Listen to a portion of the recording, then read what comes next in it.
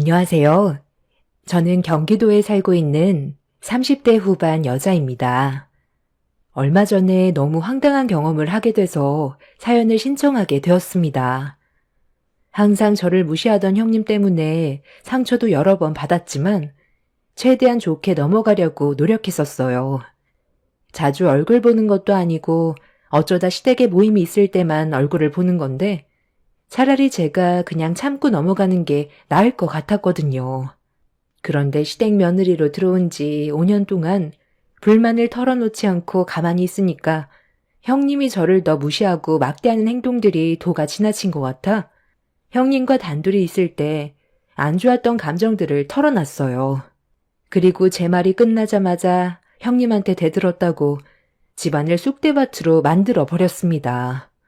시댁 식구들 모두 흥분한 형님을 말리고 있는데 저는 그런 모습을 보면서 오히려 이해를 할 수가 없었어요.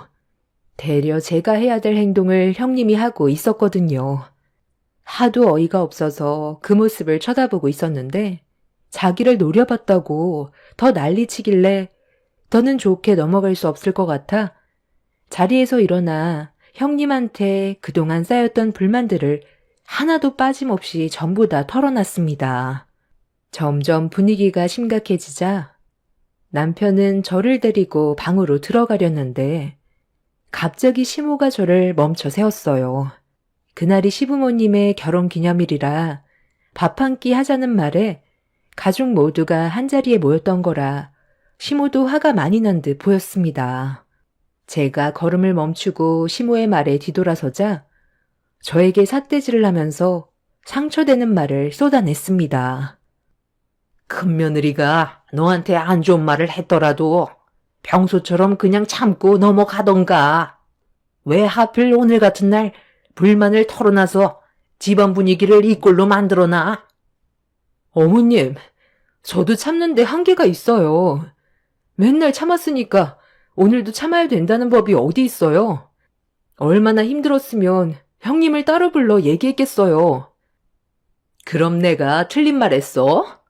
하는 짓이 마음에 안 드니까 돌대가리라고 한 건데 그게 잘못된 거야? 맞는 말인데 뭐가 그렇게 불만인데? 아직까지 야간 학교 다니고 있으니까 돌대가리라고 한 거잖아. 동서 나이가 몇이야? 곧 40을 바라보는 나이에 아직까지 대학 졸업장도 못 따고 있잖아. 그래서 돌대가리라고 한 건데 그게 잘못됐어? 나한테 불만을 쏟아내기 전에 내가 왜 그런 말까지 했는지에 대한 의미부터 파악하는 게 좋지 않을까? 뭐 하나 시키면 말귀도 못 알아들어서 2번, 3번 얘기해야 되고 움직임까지 둔에 빠져서 속 터지게 만드니까 우라통이 터져서 한마디 한 걸 가지고 불만 있다고 네가 감히 나를 불러내?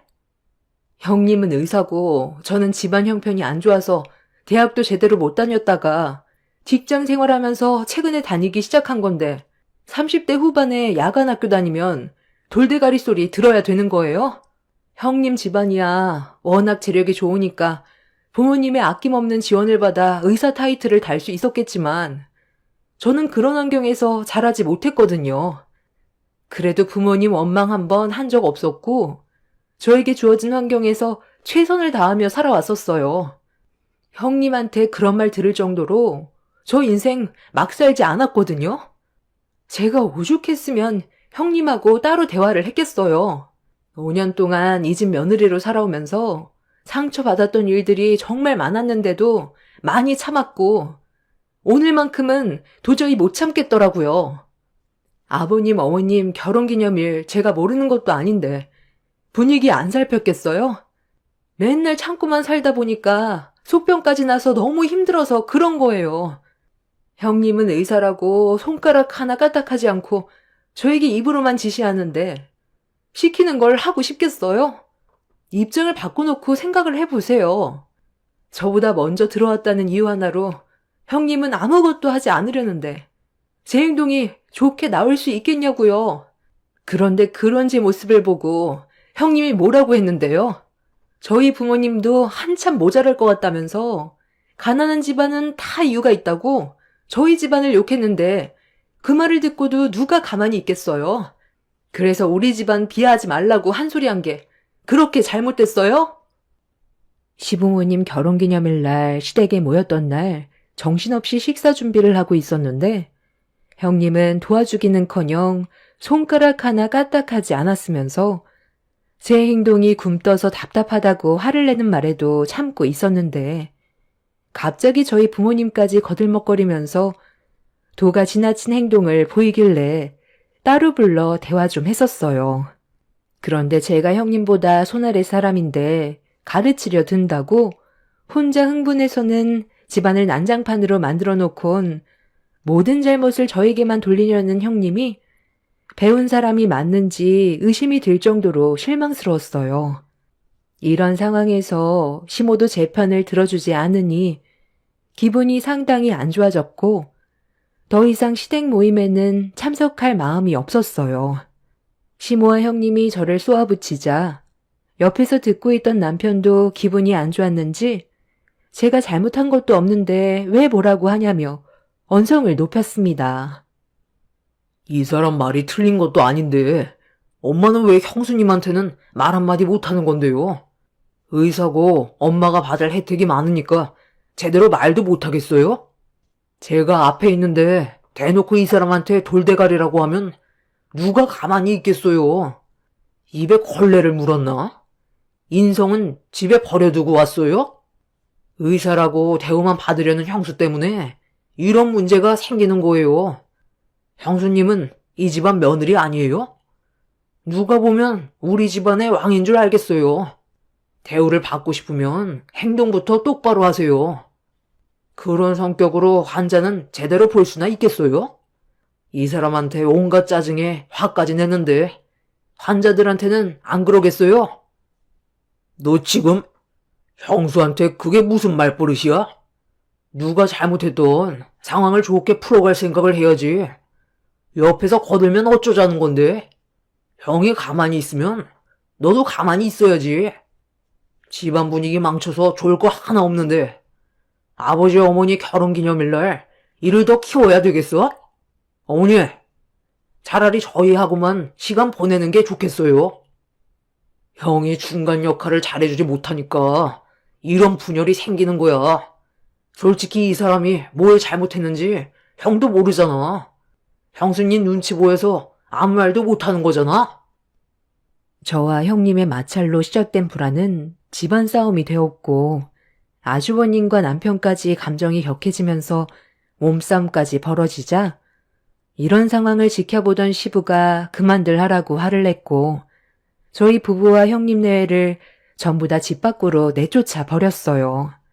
당분간 얼굴 볼 일 없었으면 좋겠다고 모임 같은 게 오히려 집안 분열을 일으키는 거라고 각자 연락 끊고 살자며 단호하게 행동을 하셨어요. 시모는 형님이 한마디 해도 그냥 좋게 넘어가면 되는 걸 그동안 별말하지 않고 가만히 있다가 터뜨렸다며 모든 걸 제 탓으로 돌렸습니다.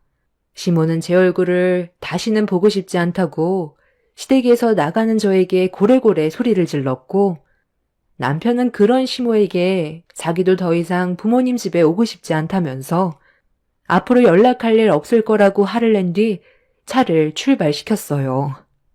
그날 이후 저희 부부는 더 이상 시댁에 가지 않았고 연락 자체를 끊어버렸습니다.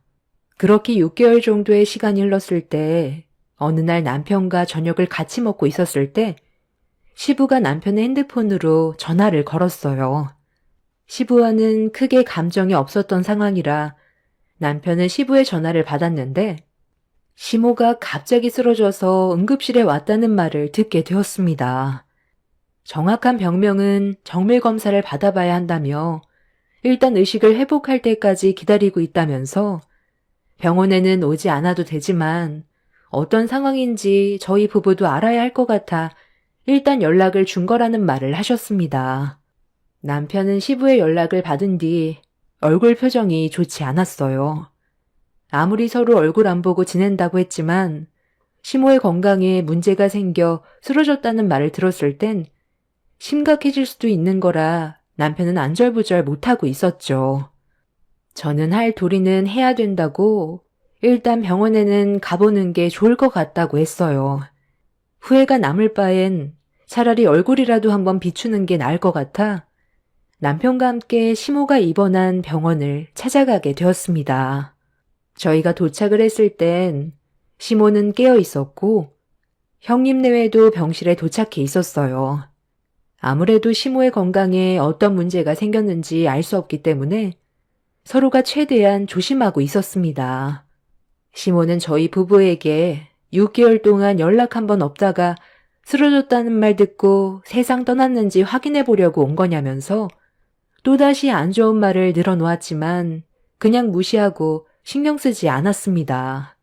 저희가 시모의 병실에 찾아온 이유는 몸 상태가 어떤지만 확인하려고 온 거기 때문에 시부와 따로 밖으로 나가 대화를 이어나갔어요. 다음날 검사 결과가 나올 것 같다는 말을 들었는데 의사의 얼굴 표정이 별로 좋지 않았다면서 시부의 얼굴도 상당히 어두워 보였습니다. 그렇게 저희는 잠깐 얼굴만 비추고 다시 집으로 돌아왔는데 남편은 그날 이후 걱정이 많아 보였어요. 아무리 얼굴을 붉히고 싸웠어도 남편을 낳아준 어머니인데 건강에 문제가 생겼다는 거에 근심이 한가득인 듯 보였습니다. 그렇게 다음날 검사 결과만 기다리고 있었는데 점심시간 때 남편한테 전화가 왔어요. 떨리는 목소리로 시모가 췌장암에 걸렸다는 말을 듣게 되었습니다. 건강이 안 좋아도 회복할 수 있을 정도로 생각은 했었는데 시모가 암 중에서도 제일 고치기 힘들다던 췌장암에 걸렸다는 말을 들었을 땐 저도 상당한 충격을 받았어요. 그날 남편과 저는 퇴근하자마자 곧바로 병원에서 만나기로 약속을 잡았고 그렇게 저희 부부가 병실 문을 열고 들어갔는데 시모는 이대로 세상을 떠날 수 없다며 담당 의사에게 살려달라며 애원을 하고 있었습니다. 이미 정밀 검사로 췌장암의 상태를 확인해 봤을 때 수술 위치도 너무 안 좋았고 항암 치료를 받는다 해도 다시 정상으로 돌아올 수 있다는 보장도 없다며 최선을 다해보겠다는 말만 하곤 병실을 나갔어요. 시모는 말도 안 된다면서 괴로워했지만 현실은 달라지지 않았습니다. 피부과 의사인 형님은 병실을 나가 담당 의사와 상의를 하고 있었는데 눈물을 흘리던 시모가 갑자기 저를 노려보며 이 모든 불행이 저로 인해 시작이 된 거라며 저에게 분노를 표출했어요. 남편은 왜 또 그러냐면서 스트레스 안 받는 게 건강을 회복하는 거라고 했지만 시모는 남편의 말을 차단했습니다. 내 건강이 안 좋아진 건 전부 다 네 탓이다. 그동안 얼마나 속을 썩였으면 건강했던 나한테 췌장암이 생겼겠어. 결혼기념일 때도 네가 난리만 치지 않았다면 스트레스 받을 일도 없었을 거라고. 너 때문에 내 아들과도 연락 끊고 지낸 시간이 6개월이다. 서로 웃으면서 살아도 모자랄 시간을 너 때문에 분열이 생겨서 내 아들과의 관계까지 금이 갔잖아. 나는 절대로 세상을 떠날 수 없다. 무조건 췌장암을 이겨내고 태어날 거니까 그때까지 내 앞에 절대로 나타나지 마라. 어머님, 일단 내일부터 항암치료 들어간다고 했어요. 췌장에 있는 암의 크기를 어느 정도 줄이고 그리고 난 다음에 수술을 진행하게 될 것 같아요. 문제는 다른 곳에 이미 암세포가 전이가 되어버려서 어머님 의지가 가장 중요하다고 했어요. 상당히 긴 시간 싸움이 될 수도 있다고 하니까 어머님도 꼭 암을 이겨내겠다는 의지를 가지고 치료 받으셔야 돼요. 그리고 암 치료 과정에서 스트레스가 제일 안 좋다고 했으니까 동서는 당분간 병원에 오지 않는 게 좋겠어. 동서 때문에 어머님 건강에 문제가 생기면 안 되잖아. 가뜩이나 좋은 관계도 아닌데 와서 얼굴 붉힐 필요 없잖아. 그래, 너는 그냥 내가 태어날 때까지 절대로 그림자도 비추지 마라. 나는 우리 큰며느리만 있으면 되니까 다시는 병원 근처에도 얼씬거리지 말거라. 시모는 별것도 없는 집안 꼴도 보기 싫다며 당장 나가라고 소리를 질렀고, 저는 그런 시모의 모습에 너무 억울해서 불만을 털어놓으려 했지만 환자인 시모에게 입 아프게 설명을 해봤자 달라지는 것도 없을 것 같아 그냥 병실을 나왔어요. 형님은 피부과 의사라 시모에게 많은 도움을 주지만 저는 일반 회사원에 집안도 평범해서 얻을 게 없다고 생각했는지 항상 불만만 가득했었습니다. 저도 잘하고 싶었고 시모에게 사랑받는 며느리가 되고 싶어 최선을 다했었는데 돌아오는 건 항상 욕밖에 없어서 너무 힘이 빠졌어요. 제 뒤를 따라온 남편은 시모가 췌장암 때문에 두려워서 그런 거라고 시간이 지나면 괜찮아질 거라는 말로 저를 위로해 주려 했지만 5년간 저를 함부로 대했던 시모가 더하면 더했지 달라지는 건 없을 것 같아 차라리 잘 됐다 싶었어요. 제가 신경 쓰지 않아도 되니까 오히려 속이 편했습니다. 저 또한 시모 얼굴 보려고 억지로 병원에 오는 거 내키지 않았기 때문에 잘못되시기 전까진 병원에 오지 않으려 했는데 형님이 병실 문을 열고 나왔어요. 집으로 돌아가려는 저를 붙잡더니 남편에게 저와 따로 진지하게 대화 좀 하겠다면서 조용한 곳으로 데려갔습니다. 어머님이 오지 말라고 했다고. 정말 안 오려는 건 아니지? 나 혼자 어머님 감당할 수 없는 거 알잖아. 내가 지금 얼마나 바쁜 시기인데 어머님 수발까지 들면서 생활을 할 수가 있겠어? 어머님이 지금 저러시는 거 췌장암 때문에 충격받아서 그런 거니까 신경 쓰지 말고 병원에 와서 동서가 어머님 병간호 해드려. 아까 봤잖아요. 병실에 있던 물건들 전부 저한테 집어 던지려는 거 못 봤어요? 아버님 아니었으면 진작에 어머님이 던진 물건 맞았을 뻔했다고요. 그래서 어머님 장례 치르기 전까지 오지 않겠다는 거야? 내가 아까 담당 의사와 진지하게 대화를 해봤는데 어머님이 버틸 수준이 아니라고 그랬어. 연세도 있으신데 이미 온몸에 암세포가 퍼져 있어서 전부 다 제거하기도 힘들고 췌장에 달려있는 암덩어리도 상당히 큰 편이라 지금 저래 보여도 1년 넘기기 힘들 것 같다고 했는데 그 전까지 나만 수반 들 순 없잖아. 간병인 두는 것도 어느 정도지. 하루가 다르게 어머님 기력은 계속 빠지게 될 거야. 오래 버티진 못할 거란 말이지. 그러니 걱정 안 해도 돼. 동서가 옆에서 챙겨줘야 나도 내 할 일을 할 수 있을 거 아니야. 퇴근하고 바로 오면 되는 거잖아. 나는 거리도 멀어서 퇴근하고 병원에 오기까지 차도 많이 막힌다니까. 글쎄요. 어머님이 제가 보고 싶으면 부르시겠죠. 싫다는데 억지로 오고 싶지도 않아요. 형님만 있으면 된다고 했으니까 형님만 옆에 있어 주세요. 동서, 나랑 관계 회복할 생각 전혀 없는 거야? 이번 일로 서로 좋은 관계 만들어갈 수도 있는 건데 동서는 왜 계속 안 좋은 길로만 가려는 건데? 저에게 이런 부탁하기 전에 형님이 먼저 해야 될 일이 있지 않아요? 그동안 있었던 일에 대해서 기억 안 나세요? 저는 아직도 마음의 상처가 그대로 남아 있는데요. 이제 와서 이러는 거 정말 속보여요. 어차피 저는 노력해봤자 달라지는 것도 없으니까 이대로 편하게 살려고요. 형님 말대로 저는 돌머리라 복잡한 건 모르겠고 단순하게 살려고요. 형님과도 딱히 관계 유지하고 싶지도 않고요. 할 말 다 했으면 이제 어머님한테 가보세요. 저는 오늘 우리 가족끼리 레스토랑에 가려고 예약까지 잡아놔서요. 그냥 앞으로 연락 안 했으면 좋겠네요.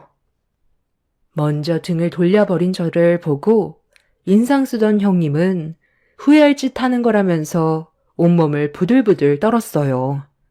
더는 제가 노력할 필요도 없고 시모 옆에서 내키지도 않는 간호해봤자 달라지는 것도 없는데 굳이 먼저 나서서 하고 싶지 않았어요. 그렇게 남편과 함께 병원을 나왔고 며칠 뒤 형님이 저에게 전화를 걸었지만 받지도 않았습니다. 전화 받아봤자 병원에 가서 시모 병수발 들라는 말밖에 안 할 것 같아 아예 무시를 해버렸어요. 초반에는 형님에게 전화가 자주 왔었는데 시간이 지나면서부터 점점 전화가 뜸해지더니 더 이상 연락을 하지 않았습니다. 그리고 또다시 몇 달의 시간이 흘렀는데 시부가 남편한테 문자 한 통을 남겼어요. 시모의 건강이 심각하게 악화가 돼서 더 이상의 치료는 불가능할 것 같아 퇴원을 해야 될 것 같다며 공기 좋은 곳에서 요양을 해야 될 것 같아 이사를 결정했다는 문자 한 통을 받게 되었습니다. 남편은 그 문자를 확인한 뒤 시부에게 전화를 걸었어요. 그리고 한참 동안 대화를 주고받더니 이사를 할 시댁에 잠깐 들리겠다는 말을 꺼냈습니다. 시부는 시모에게 주어진 시간이 많지 않다는 걸 말해주면서 아무리 서로의 관계가 좋지 않더라도 얼굴 한 번은 봐야 하지 않겠냐는 말에 결국 저희 부부는 이사를 하게 된 시댁을 찾아가게 되었습니다. 그렇게 주말에 모두가 한자리에 모여 얼굴을 마주했지만 분위기는 좋지 않았어요. 시모는 대화할 기력도 없어 보였는데 등을 돌린 채 아무 말도 하지 않고 있었습니다. 형님은 몇 달 만에 보는 제 얼굴을 보자마자 얼굴을 붉혔고 저를 뚫어지게 쳐다보는 시선을 회피했어요. 그냥 상대를 하고 싶지가 않았습니다. 괜히 또 말 섞게 되면 불화만 생길 것 같아 최대한 조용히 있다가 돌아가려 했는데 잠깐 화장실에서 볼일을 보고 나오는 순간 제 앞에 형님이 떡하니 서 있었어요. 형님도 볼일 때문에 화장실 앞에 서 있는 줄 알았는데 갑자기 저에게 이상한 말들을 늘어놓기 시작했고 당황한 저는 형님의 말이 너무 억지스러운 것 같아 제가 그런 거 아니라고 해명을 하려 했는데 한 채 망설임도 없이 형님은 제 뺨을 내려쳤고 너무 놀라 입을 다물지 못했어요. 아까 이사한 시댁 집안을 구경하다가 옷방에도 잠깐 들어간 적이 있었는데 그때 눈앞에 보였던 의류 관리기가 있었어요. 저희 집에는 없던 가전이라 잠깐 쳐다보기만 했는데 그 모습을 형님이 봤는지 제가 의류 관리기를 만져서 고장이 난 것 같다는 황당한 말을 늘어놓았습니다.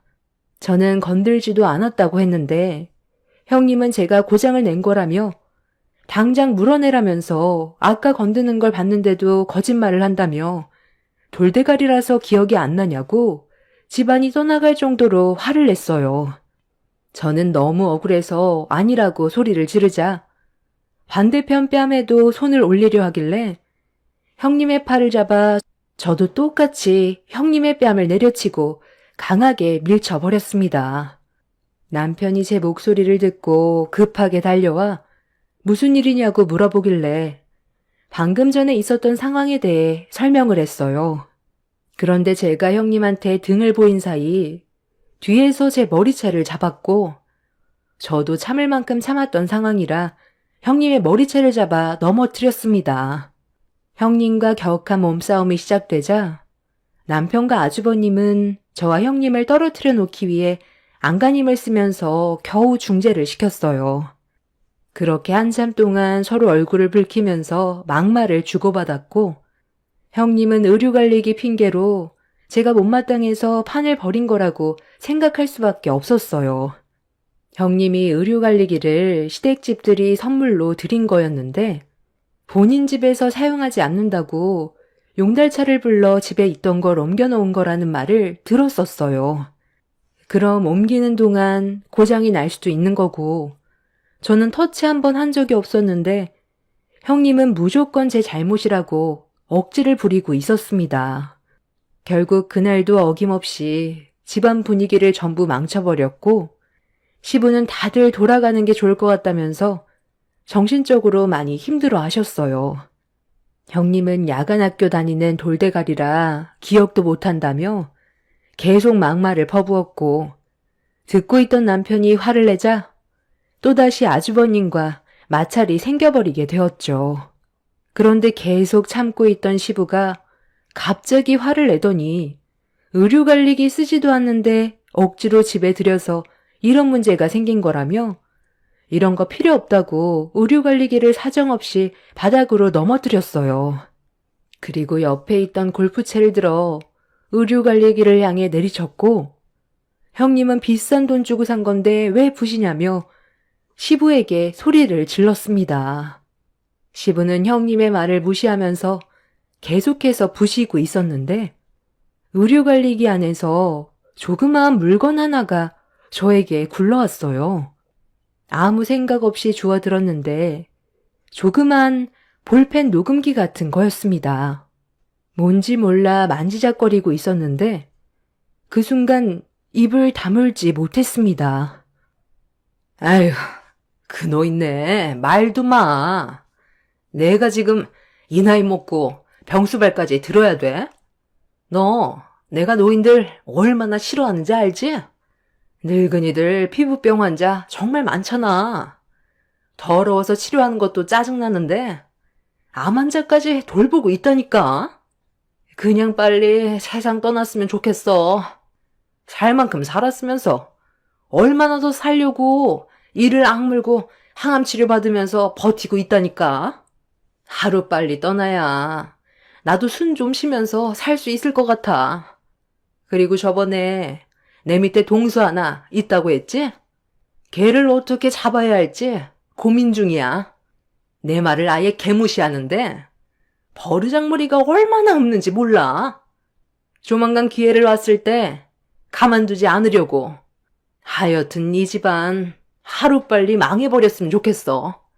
시아버지는 내 편 들어줄 생각도 안 해. 이왕 시어머니 떠나는 거 같이 따라가 버렸으면 좋겠어. 나이 먹으면 자식들한테 피해 안 주는 게 제일이라니까.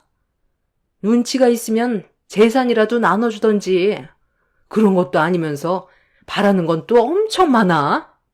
시아버지가 다리가 불편해서 운전을 잘 못하거든.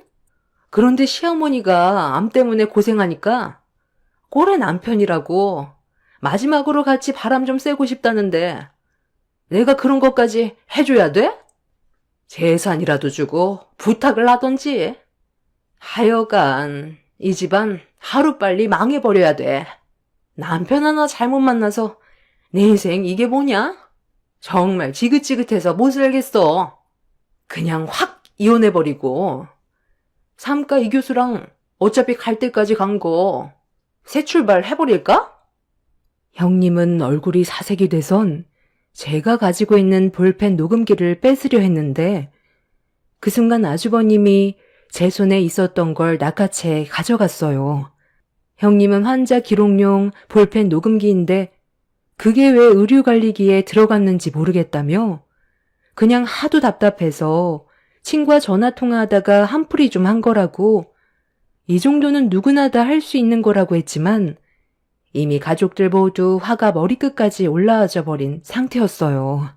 남편은 아주버님에게 여자 보는 눈 정말 없다며 혀를 찾고 시부는 엄청난 충격을 받았는지 말을 이어가지 못하고 있었습니다. 그리고 이런 상황을 뒤에서 전부 다 듣고 있던 시모는 형님한테 실망을 많이 했는지 온몸을 부들거렸고 그 자리에 주저앉아 끝내 오열을 했습니다. 이미 상황 수습이 되지 않을 정도로 심각해졌고 가장 큰 충격을 받은 아주버님은 그대로 시댁을 나가 버렸습니다. 이 일로 충격을 받은 가족들 모두 형님에게 등을 돌렸고 부부관계까지 문제가 생겨 버렸어요. 저는 그날 이후 형님을 상대로 제가 받은 신체적인 피해와 정신적인 피해에 대해 손해배상 소송을 걸었는데 시부가 형님은 더 이상 가족으로 생각하지 않았는지 제가 형님에게 받은 피해를 좀 더 제대로 보상받을 수 있게 해주려고 손해배상 전문 변호팀을 꾸려줬어요. 그렇게 시부의 도움을 받아 법적 소송을 준비하게 됐는데 가족들이 한자리 모여 형님이 저에게 했던 행동에 대한 태도를 의논하고 있을 때 형님이 시댁으로 들어왔어요. 가족들 모두 형님을 더 이상 상대하고 싶지 않아 무시를 했는데 또다시 초인종이 울렸습니다. 확인을 해보니 내 전문 변호팀 분들이셨어요. 상담을 해주려고 약속이 되어 있어서 현관문을 열어드렸는데 그 순간 형님이 저를 밀치면서 집 안으로 들어왔고 시부에게 자기는 억울하다면서 한탄을 하기 시작했어요. 지금까지 저보다 본인이 시모에게 훨씬 잘했는데 왜 형님이 소송을 당해야 하는지 이해할 수 없다며 아주버님과의 관계까지 심각한 문제가 생겨서 지금 너무 힘들다고 소송을 취하해 달라는 말을 꺼냈어요. 하지만 시부와 저는 형님의 말을 묵살했습니다. 남편은 형님에게 당장 나가라며 화를 냈는데도 형님은 꿈쩍도 하지 않았어요. 결국 나가지 않고 끝까지 버티려 하길래 무시하면서 변호사분들과 상담을 시작하려는 순간 형님은 자기 분에 못 이겨 분노를 표출했고 남편이 말리려 하자 갑자기 형님이 어디에 손을 대냐며 남편의 뺨에 손을 올렸어요. 그리곤 눈에 보이는 대로 저와 시부가 앉아있는 곳을 향해 물건을 사정없이 던졌는데 도자기를 집어들어 바닥으로 내려치려는 순간 힘들게 걸어온 시모가 그만 좀 하라고 형님의 어깨에 손을 올리면서 잡아챘어요. 형님은 시모를 보고 더 거칠게 몸부림치면서 계단에서 중심을 잃었고 복층이었던 시댁 계단에서 넘어지면서 들고 있던 도자기를 그대로 떨어뜨렸는데 와장창 깨지는 소리와 함께 하필 형님의 손목에 깊게 찔렸어요. 그리고 뒤이어 형님의 손목에서 혈흔이 뿜어져 나왔고 온 시댁이 형님의 비명을 지르는 모습에 사색이 되었습니다. 그날 형님은 구급차에 실려가 수술을 받았는데 손목에 있던 신경들이 끊어져 대수술을 받았고 예전처럼 정상적인 생활을 하기 힘들다는 말을 의사에게 듣게 되었습니다. 형님은 오른손의 신경이 재활을 해도 예전처럼 회복이 되지 않아 피부과 의사로서 레이저 시술이나 제모 등 손으로 하는 미세한 작업이 힘들어져 더 이상의 의사생활이 힘들 것 같다는 절망스러운 말을 듣게 되었네요. 신경이 끊어지면서 뼈에도 문제가 생겼는지 시간이 지나도 수전증처럼 손을 계속 떨었어요. 그 모습을 보는데 그 잘난 머리로 참 미련하다는 생각이 들더군요. 자기 성질에 못 이겨 결국 본인이 피해를 보게 되었으니까요. 그리고 현재 시모는 아마 이번 달을 넘기기는 힘들 것 같아요. 마지막 때가 되고 나서야 과거에 저에게 했던 행동들에 대해 용서를 구했습니다. 갈 날 얼마 남지 않은 사람에게 안 좋은 말 해봤자 뭐 하겠어요. 그냥 남편을 생각해서 기본적인 도리만 하고 있습니다. 그리고 뒤늦게한 사실인데 형님이 병원에 입원했을 때 아주버님이 찾아왔었는데 형님이 아주버님 몰래 만나던 이교수란 사람이 병문안 왔다가 딱 걸렸다는 말을 들었습니다. 그래서 이 문제로도 소송 준비에 들어갔다고 하네요. 처음부터 끝까지 문재인 형님은 당해도 싼 것 같아요. 의사생활 못하고 이혼당해도 아마 정신 못 차릴 것 같습니다. 본인의 행실이 똑바르지 못하면 결국 그 피해가 고스란히 자신에게 되돌아온다는 걸 이번 일을 통해 확실하게 배웠네요. 제 사연 들어주신 분들 감사합니다. 안녕하세요. 저는 50대 후반에 접어든 한 집안의 장녀입니다. 제가 지금까지 살면서 항상 바라왔던 건 우리 가족의 행복이었습니다. 그거 하나 바라보고 앞만 보며 달려왔었죠. 그런데 생각지도 못한 복병이 저희 가족을 한순간에 무너뜨리게 되는 사건이 있었네요. 두 눈 뜨고 그냥 넘어가기에는 도가 지나친 것 같아 큰 결단을 내리게 되었습니다. 저에게는 어렸을 적부터 제 품에서 자라온 조카가 있어요. 막내 동생 내외가 예전에 교통사고로 둘 다 그 자리에서 세상을 떠나게 되면서 제가 조카를 키우게 됐었죠. 정말 제 자식처럼 모든 걸 쏟아부어 애지중지하며 키웠습니다. 그렇게 함께 지지고 볶으며 살다 보니 어느새 성인이 되었고 사랑하는 남자를 만나 결혼까지 결실을 맺을 수 있었네요. 사는 거 뭐 별거 있겠어요. 서로 상처 주지 않고 잘 살면 저는 그걸로 만족했었어요. 비록 제 조카와 사이가 젊은 나이였지만 저도 젊은 나이 때 결혼해서 서로 의지하며 잘 살아왔었기 때문에 그 길을 똑같이 밟아갈 거라 생각했었죠. 그런데 조카가 결혼 생활한 지 3년 차가 되었을 때 제 눈이 의심될 정도로 충격적인 광경을 목격하게 되면서 사건이 시작되었어요. 조카 사위인 김서방이 결혼을 했음에도 정신나간 행동을 저지르고 있었고 그걸 본 저는 뒤를 바짝 쫓아갈 수밖에 없었어요. 정말 받아들이고 싶지 않았기 때문에 제 두 눈으로 보고도 믿기지가 않았죠. 하지만 믿고 싶지 않았던 장면은 모든 걸 확실하게 만들면서 제 가슴은 철렁 내려앉고 말았습니다. 선글라스를 착용하고 있던 저는 김서방의 뒤를 따라 음식점으로 따라 들어갔어요. 그리고 외간 여자와 서로 손을 맞잡으며 뜨거운 시선을 주고받고 있는 걸 건너편 테이블에 앉아 제 두 눈으로 확실하게 목격하게 되었네요. 핸드폰으로 조카 사이와 외간 여자의 모습을 전부 다 촬영하게 되었고 주고받는 대화까지 전부 제 귀로 듣고 있는데 너무 충격적인 대화라 물컵을 쥐고 있던 손까지 떨리고 있었습니다. 부모 없는 고아로 살아와서 인생을 잘 몰라. 그냥 나만 바라보며 살고 있는 쑥맥 여자라니까. 돈 빨아먹기 딱 좋은 여자지. 그래서 나한테는 언제 올 건데? 기다리는 것도 한계가 있는 거야. 애는 절대 만들면 안 되는 거 알지? 그럼 상황이 복잡해지잖아. 쓸데없는데 돈 나가는 거 나는 싫단 말이야. 정말 6개월 안에 확실하게 정리할 수 있는 거지? 당신이 왜 그런 여자랑 만나서 이런 불행한 삶을 사는지 정말 이해가 안 돼. 생각보다 돈이 많은 것도 아니고 그냥 매달 벌어오는 돈이 일정한데 그거 하나 보고 접근하지는 않았을 거 아니야. 확실히 뭔가 있는 거지? 나한테는 말해줘도 되잖아. 그 여자 왜 붙잡고 있는 건데? 내가 푼돈 먹겠다고 당장 이혼하지 않고 미련하게 이러고 있겠어? 다 이유가 있어서 그래. 그 사람 부모가 세상을 떠나면서 남겨둔 재산이 꽤 있었나 봐. 예전에 사업이 잘 돼서 하루가 모자랄 정도로 정신이 없는데 불행히도 교통사고가 나면서 두 분 다 그 자리에서 세상을 떠나게 되었지.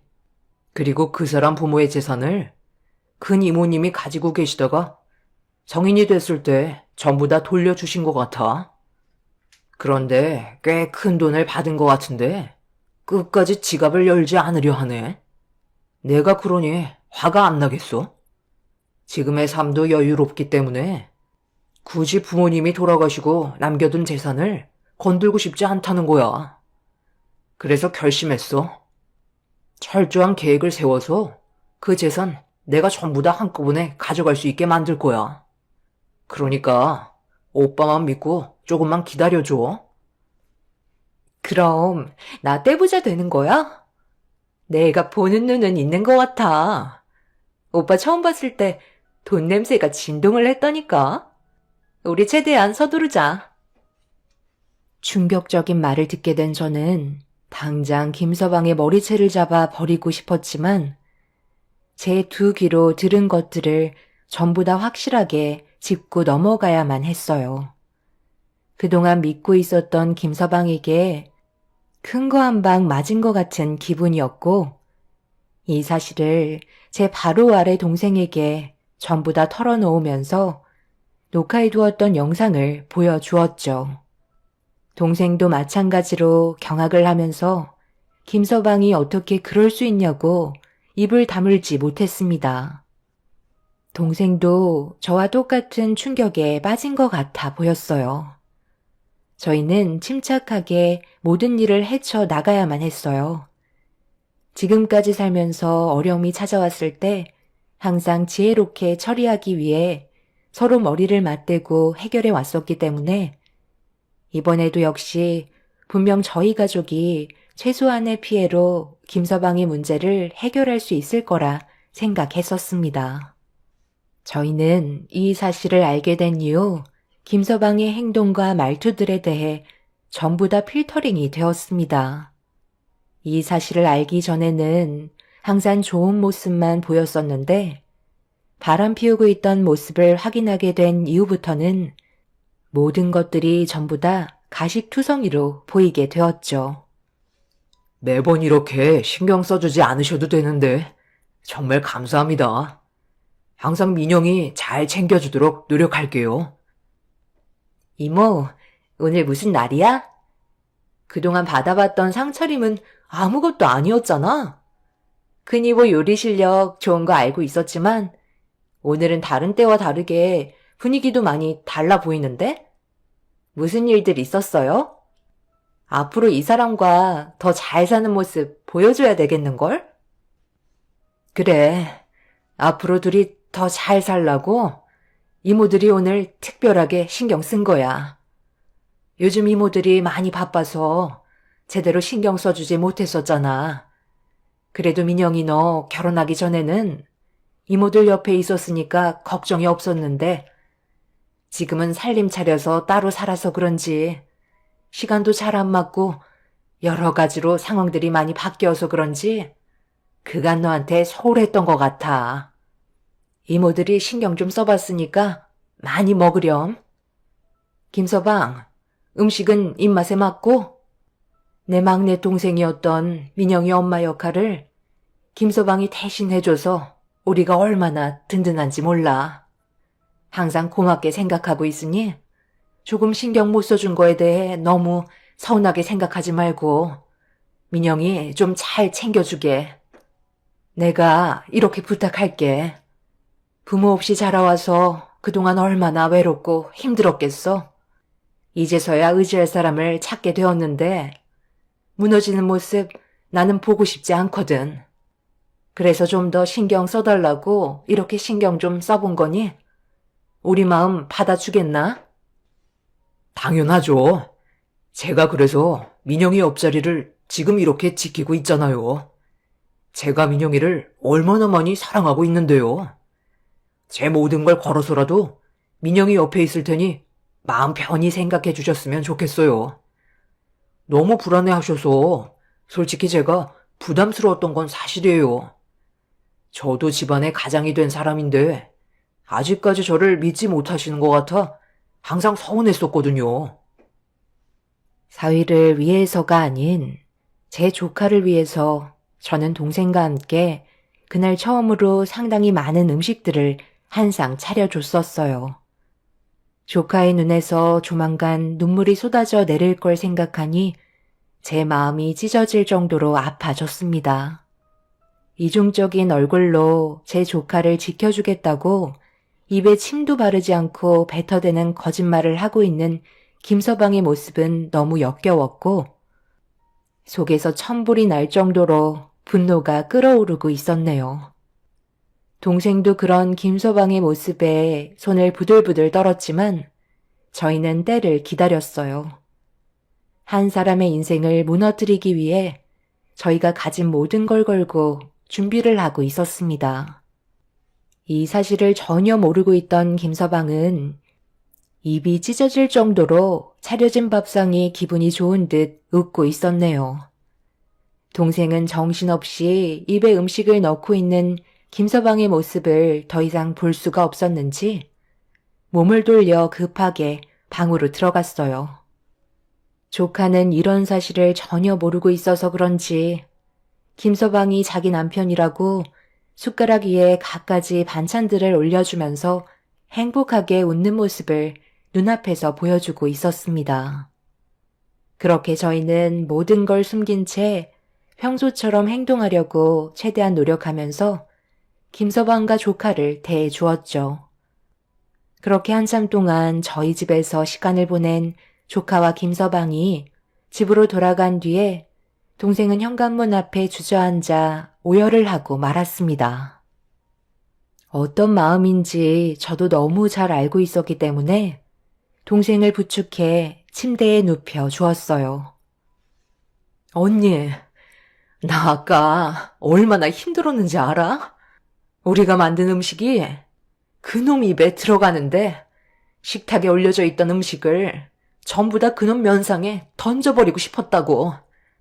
우리 민영이 어떡해? 아무것도 모르고 있는데 조만간 받게 될 상처에 내 마음이 찢어질 것만 같다고. 절대 용서하지 않을 거야. 내 모든 걸 쏟아내서라도 그놈이 가지고 있는 모든 걸 벗겨내 버릴 거야. 일단 진정 좀 해. 이 사실 우리만 알고 있는 거야. 힘든 거 알고 있는데 감정 조절 못하면 우리 가족들이 전부 다 알게 되잖아. 그러다 민영이 귀에 들어가기라도 하는 날엔 우리 계획은 전부 물거품이 되어버리는 거라고. 그러니 힘들어도 우리 조금만 참자. 나도 지금 이런 상황 견디기 힘들지만 그놈에게 복수할 날만 기다리고 있는 거야. 그때 우리의 모든 걸 쏟아내면 되는 거라고. 민영이 눈에 눈물을 흘리게 하면 그놈의 눈은 피눈물 흘리게 만들 거니까 조금만 견뎌내자. 동생은 한참 동안 눈물을 쏟아낸 뒤에야 집으로 돌아갔어요. 그날 이후 저희는 조카 사이의 모든 행동들을 전부 하나도 빠짐없이 보고받고 있었습니다. 금전적인 지출이 상당했었지만 저희에겐 그게 중요한 게 아니었어요. 그동안 제 딸처럼 키워왔었기 때문에 조카가 받은 상처보다 몇 배는 더 큰 상처로 되돌려주고 싶었네요. 그렇게 하나하나 증거물들이 쌓이면서 저희가 계획했던 일들도 하나둘 준비가 되어가고 있었습니다. 어느 정도 마무리가 되어갈 때쯤 조카한테 전화가 왔어요.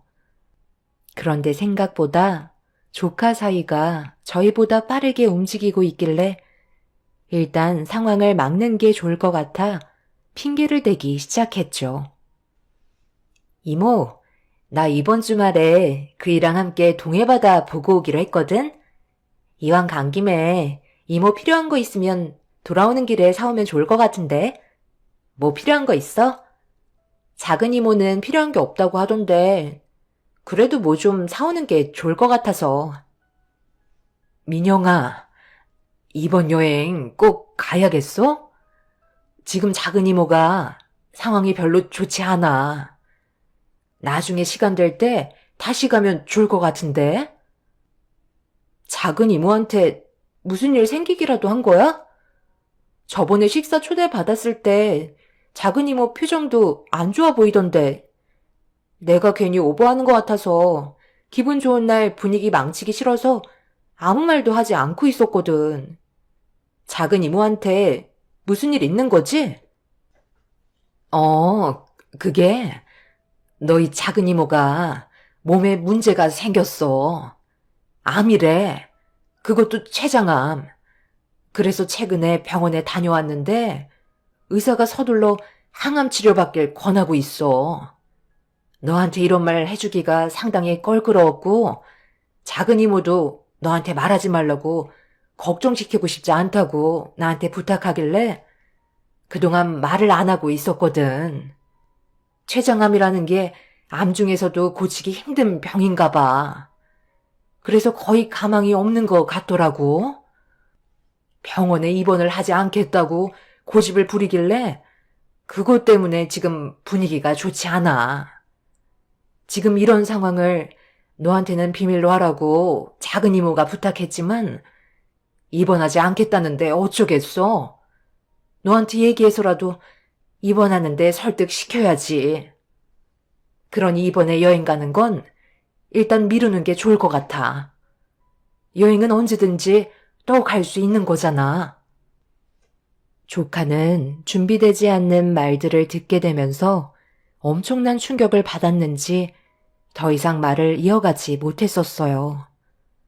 바로 동생 집으로 가겠다는 조카와 전화를 끊은 뒤 급하게 동생에게 전화를 걸어 저도 모르게 했던 거짓말에 대해 설명을 하면서 돌발 상황을 대처할 수밖에 없었어요.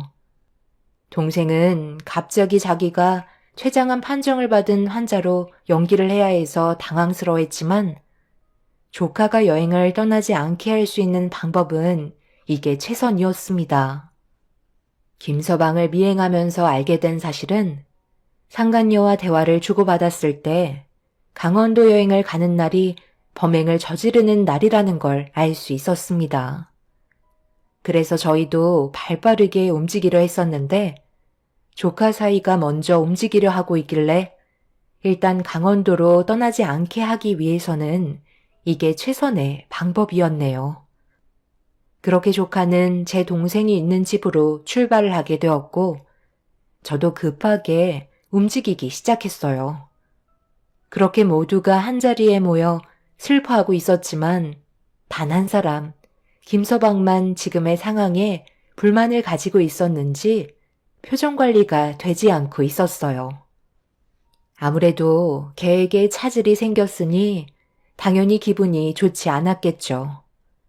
저는 더 이상 시간 끌 필요도 없고 조카의 안전을 위해서 모두가 한자리에 모였을 때 그동안 준비하고 있던 계획을 터뜨리기 위해 조카의 손을 잡으면서 눈물을 쏟아내었습니다. 민영아, 내가 너한테 이런 부탁하는 게 정말 염치 없지만 지금 너희 작은 이모가 집안 사정이 너무 안 좋아. 그래서 병원에 입원하기가 어려운 상황이야. 항암 치료받는데 돈이 꽤 드는 거 알고 있지? 그런데 이번에 작은 이모가 운영하던 사업도 무너지는 바람에 꽤 많이 빚이 생겼어. 원래 얼마 전에 식사 초대했을 때 그때 얘기하려 했는데 너한테 피해 주는 건 아닌 것 같아 결국 말을 할 수가 없었지만 지금 상황이 너무 안 좋아져서 어쩔 수 없이 얘기해야 될 것 같아. 내 막내 동생이었던 너희 엄마가 남기고 간 재산 있잖아. 그게 좀 필요할 것 같은데 미안하지만 이모를 위해서 도와줄 수 있겠니? 당연히 그렇게 해줄 수 있죠. 작은 이모가 다시 예전처럼 건강한 몸으로 회복이 될 수 있다면 내가 가진 전부도 드릴 수 있어요. 잠깐만. 그게 당신 나랑 한마디 상의도 없이 그게 무슨 말이야? 그 많은 재산을 치료하는데 전부 다 사용하겠다는 거야? 췌장암은 항암 치료를 받아도 완치 판정을 받기 힘든 암이라고. 민영이를 키워주셨더라도 이건 아니지 않아요? 이건 그냥 돈을 버리는 거나 마찬가지라고요. 나는 집안의 가장이고 당신 남편으로서 이건 반대할 수밖에 없을 것 같아. 내가 벌어서 모은 돈도 아니고 부모님께서 남겨두신 재산이야. 지금까지 사용하지 않고 가지고 있었던 건 혹시 모를 일들을 위해서 허튼 데 쓰지 않고 있었던 거라고. 당연히 필요한데 사용하는 건데 당신이 왜 하지 말라고 막아서는 거야? 나는 당신 남편이야. 다른 것도 아니고 돈 문제인데 당연히 개입할 수밖에 없는 문제라고. 우리 앞날에 꼭 필요한 돈을 희망 없는 곳에 투자하고 싶지 않아. 어차피 췌장암 걸리면 가망이 없다는 거 당신도 주변에서 많이 들어와서 알잖아. 부모 없이 자라와서 판단이 잘 안 서는 거야? 당신은 나를 믿어야 되는 거라고. 만약 그 돈을 항암 치료하는데 전부 사용하겠다면 내 말을 무시한다고 생각하고 당신이랑 정리하겠소. 한두 푼도 아닌데 지금 그걸 전부 다 쏟아붓겠다는 게 말이 된다고 생각해? 조카 사이가 반대하는 말이 끝나기도 전에 민영이는 사위의 얼굴에 손을 올려 붙였어요. 실망한 듯한 눈빛으로 자기 남편을 바라보고 있었습니다. 조카는 사위한테 한치의 고민도 하지 않고 자기가 내린 결정에 반대하겠다면 갈라설 마음도 있다며 더욱더 강하게 나왔어요. 지금까지 저와 동생이 조카를 친딸처럼 키워왔기 때문에 저희를 부모로 생각한 거나 다름없었죠. 그래서 조카는 사위의 반대 입장을 강하게 거부 의사를 밝혔습니다. 그렇게 되자 순식간에 분위기는 안 좋아졌고 저도 어느 정도 분위기가 고조된 걸 확인한 이후에 제가 그동안 모아두었던 증거 자료들을 전부 다 꺼내 놓았어요. 무작정 조카한테 사위가 바람 피운다고 말했다면 분명 그에 따른 상처가 너무 컸겠지만 어느 정도 사위한테 안 좋은 감정이 들어간 상태에서 왜 반대를 하고 있는지 이유를 알게 된다면 아무런 준비가 되어 있지 않은 채 받는 상처보다 덜할 것 같아 이런 식으로 계획을 꾸미게 된 거였죠. 그래서 1차적으로 사위 앞에서 상간녀와 함께 나누었던 녹음된 내용을 들려주었고 그때부터 사위의 안색이 안 좋아지기 시작했습니다.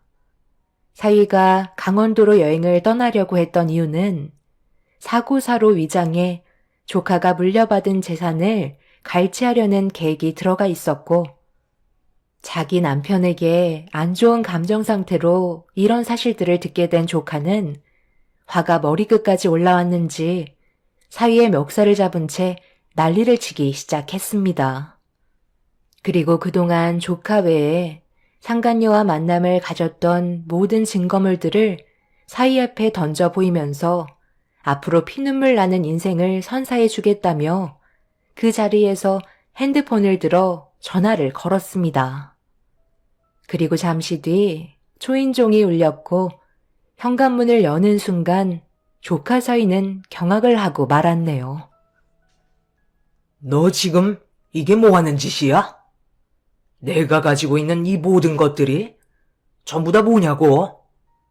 나한테 결혼 허락해달라고 애원하더니만 이런 끔찍한 일을 저질러? 네가 지금 무슨 일을 저질렀는지 알아? 그냥 단순히 바람만 피우고 끝난 게 아닌 새아가가 가지고 있는 재산을 갈취하기 위해 범행 계획을 세웠기 때문에 그것만으로도 범죄의 성립이 된다고.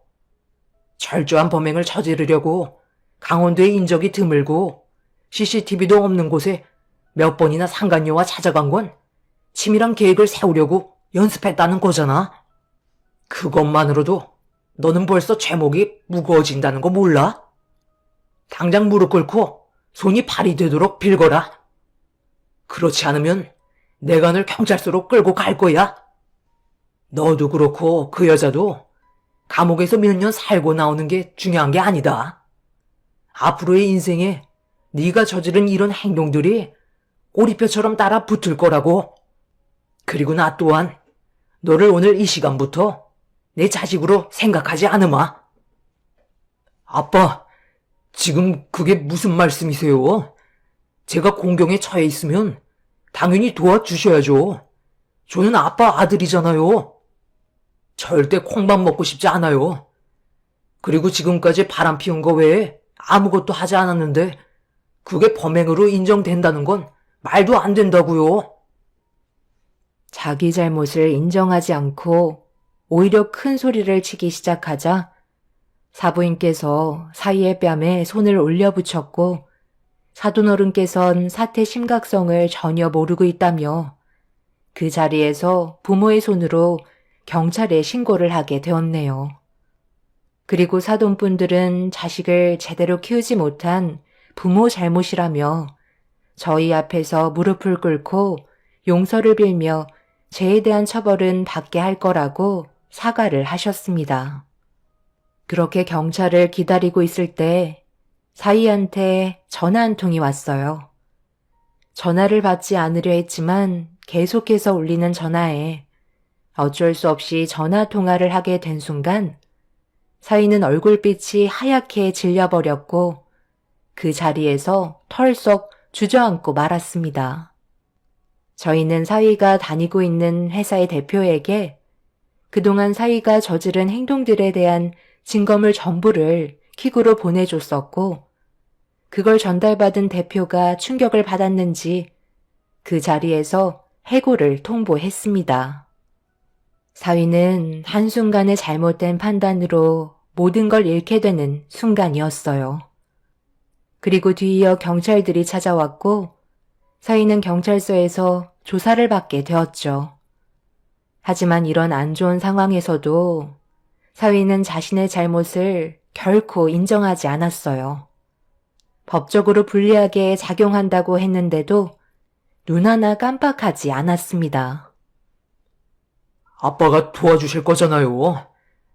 그렇다고 피를 나눈 자식을 정말 버리실 작정이에요? 결혼을 하고 살다가도 다른 여자한테 눈길을 돌릴 수 있는 게 남자 아닌가요? 그런데 민영이가 가지고 있는 재산이 너무 쉽게 들어올 수 있는 상황이라 그냥 지나칠 수 없어서 계획 좀 한 거 가지고 제가 왜 처벌을 받아야 하는 건데요? 범행이 저질러진 것도 아니잖아요. 그래서 지금 잘했다는 거야? 자네는 벌써 내 조카를 2번이나 죽인 거나 다름없다고. 바람 피운 것도 모자라서 내 조카가 가지고 있는 재산까지 탐하려 들어? 네가 그러고도 사람이니? 인생이 네가 생각하고 있는 것처럼 쉬운 게 아니라는 걸 이번 일을 통해서 뼈저리게 느꼈으면 좋겠다. 우리는 절대 합의하지 않을 거고 법적인 처벌 그대로 갈 거니까 감옥에 들어가서 피눈물 좀 흘려봐. 네가 밖으로 나온다고 해서 정상적인 생활 가능할 것 같아? 네가 어디를 가던 내가 꼭 찾아내서 사회에 발도 들이지 못하게 만들 거야. 세상은 돈으로 뭐든지 할 수 있거든. 인생을 포기할 때까지 너를 괴롭힐 거니까 웬만하면 감옥에서 안 나오는 게 좋을 거다.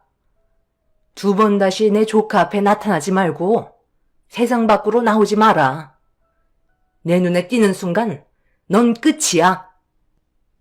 저희는 최대한 많은 처벌을 주기 위해 대형 로펌에 의뢰를 하게 되었고 사위의 재질은 상당히 무겁게 처벌을 받을 수 있었습니다.